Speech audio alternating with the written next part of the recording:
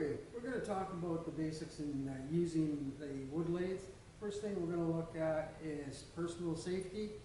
And so you want to make sure that when you're using the lathe, especially for the students, you have your safety glasses on, but you must also wear a face shield. So the face shield has to be down at all times while you are working on the lathe. You also want to make sure that your sleeves are rolled up and you don't have anything dangling, you don't have any ties or jewelry or rings on, things like that. You want to make sure that if you have long hair, that your hair is tied back. Also make sure that that your clothes are tucked in, and that you're wearing proper footwear as well. You still don't want to have be wearing thongs or bare feet or anything around, because if you ended up dropping a tool, these chisels are very sharp and you'll get hurt. You can see that we have rounded this section off, and it's quite a distance away right now from the tool rest.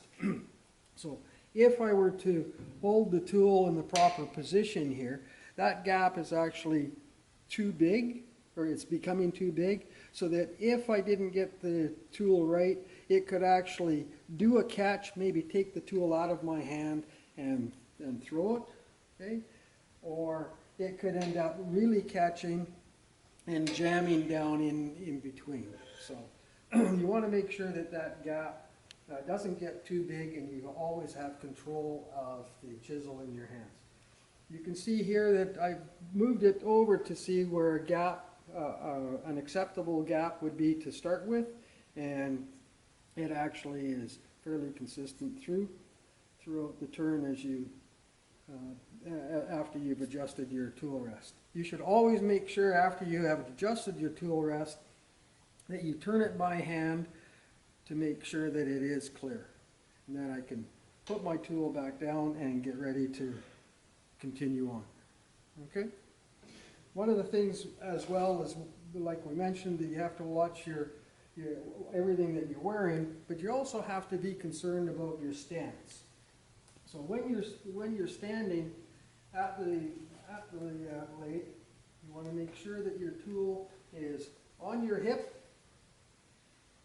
You're about shoulder width apart with your knees slightly bent, so basically an athletic stance. When you have your tool on the tool rest, you have the tool against your hip, your finger is here, and your thumb is over top, pressing on top of the tool rest.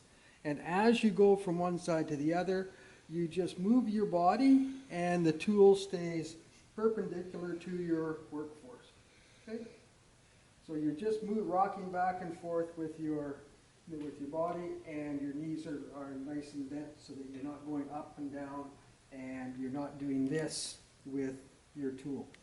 That's unsafe when you do it that way. One of the things you want to make sure when you are putting your workpiece into the lathe is you have to check and make sure that you have a good connection here at the spur end, or if you are using a face plate or a 4 or 3 jaw chuck system, you want to make sure that your product is nice and secure here. Also at the live end, make sure that it is nice and tight there.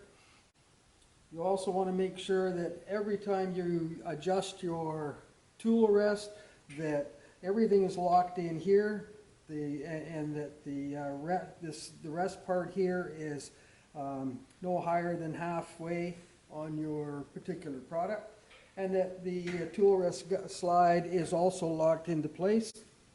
Within the tailstock, you want to make sure that it's locked down good and tight, and you want to also make sure that the quill is locked in. This tightens it.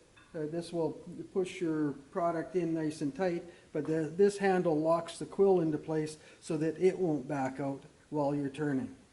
Okay, so everything should be locked down nice and tight before you get going. Demo on just using the round nose. This is also known as a scraper.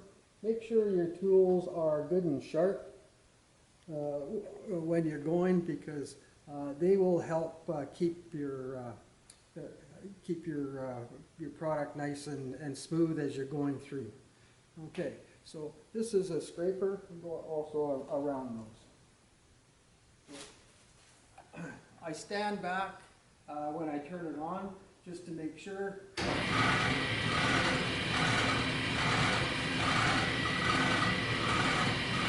Good base of support to start with. Tool on the hip, finger in the guide, finger on top of the swivel. Okay. Lightly move in, and back and forth.